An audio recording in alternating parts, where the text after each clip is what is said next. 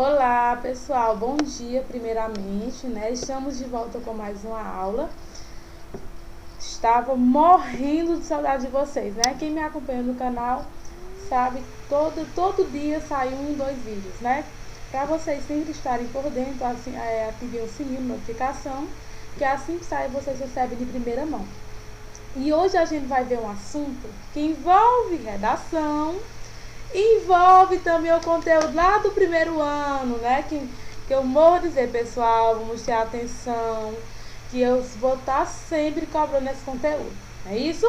Então, o que você entende por coesão? Aí tem gente que diz, Edilânia, coesão é um texto de sentido. É, realmente é. Mas será que só é o texto ter sentido?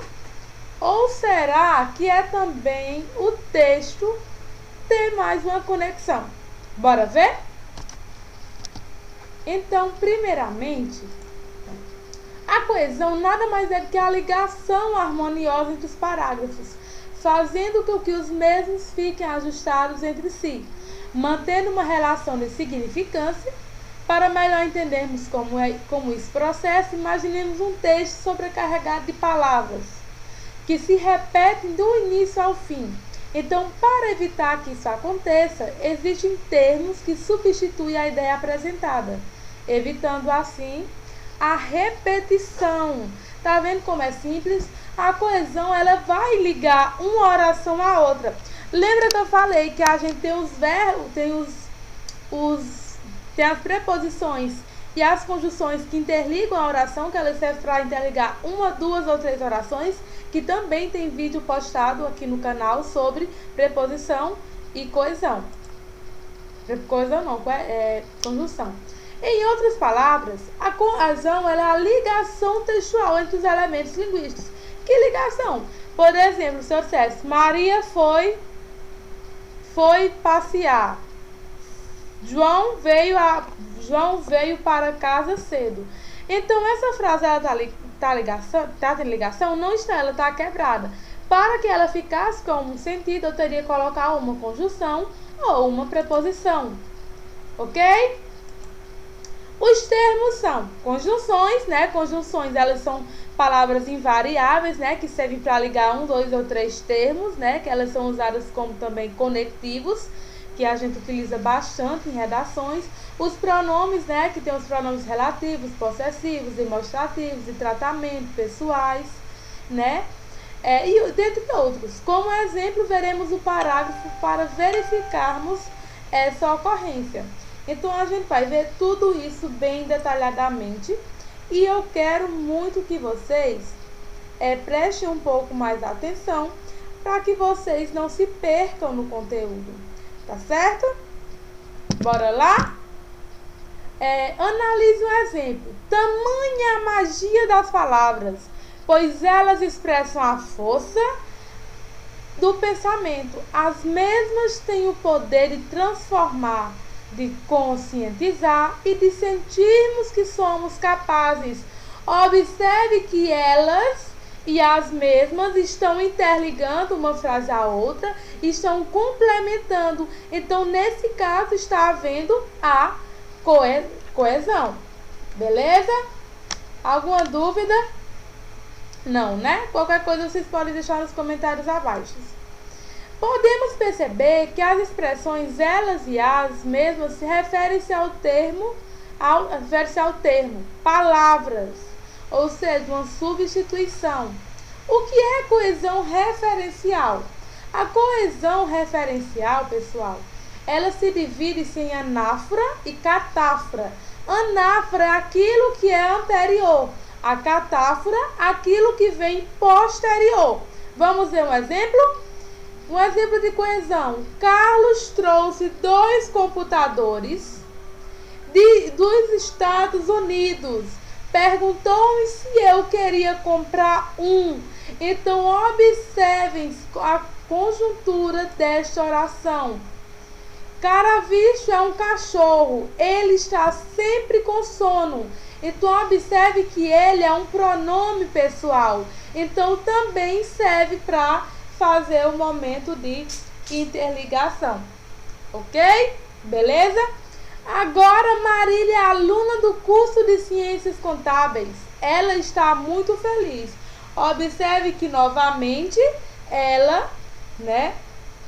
Ela vai estar fazendo, é um pronome pessoal que também estará interligando a frase.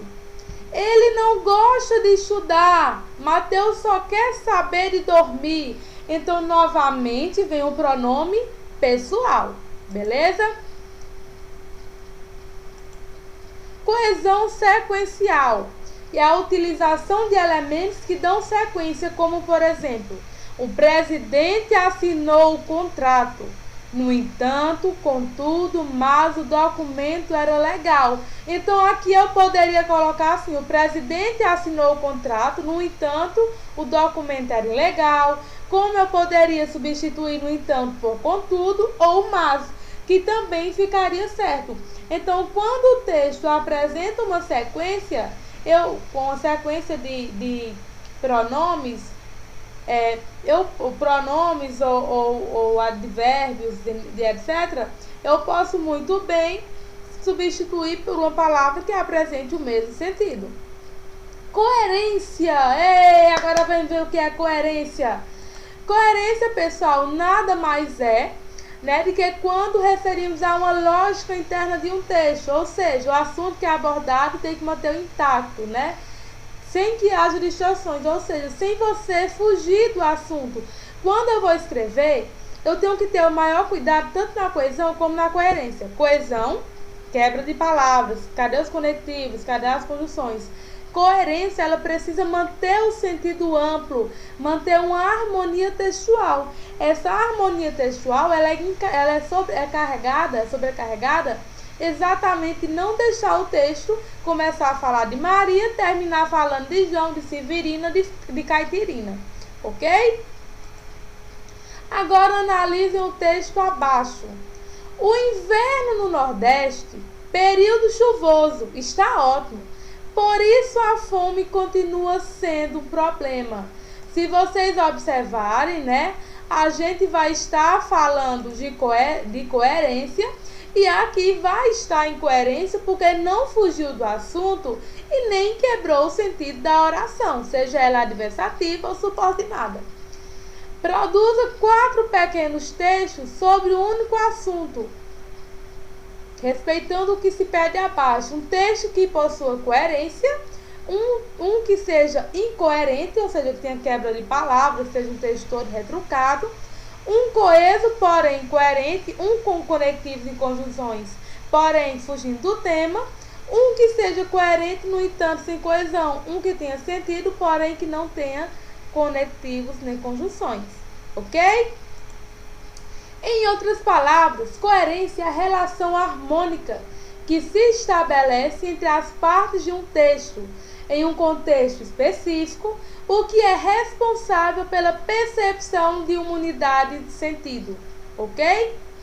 Copie no texto abaixo e elimine os problemas de coesão. Então, vocês, meus amores, vão dar um zoom, vão dar um pause e vão copiar os elementos de coesão. Quais são os elementos? As conjunções, os pronomes e as preposições. Então, essa foi nossa primeira aula. Eu vou sair agora aqui da tela para a gente ir para o slide número 2, ok? Alguma dúvida? Não, né? Todo mundo entendeu. Só um instante, viu? Deixa eu só caçar o que é melhor para trabalhar com vocês.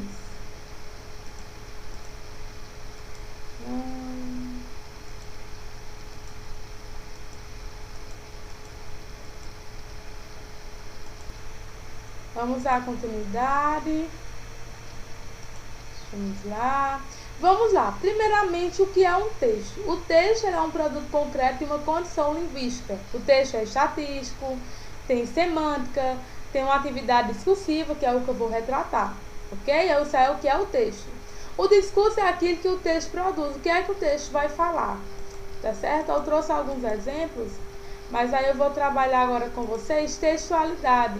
É aquilo que converte em uma sequência linguística de texto, que assegura a textualidade e a coerência, ou seja, o texto que não fuja do tema. A gente tem alguns fatores de intextualidade que, na verdade, esses fatores de intextualidade, eles são intencionalidade, aceitabilidade, situacionalidade, intextualidade, informatividade, que é quando eu faço uma comparação de um princípio antigo com o de hoje, coesão e coerência, ok? A intencionalidade, ela é ligada às funções da linguagem, à função fática, certo?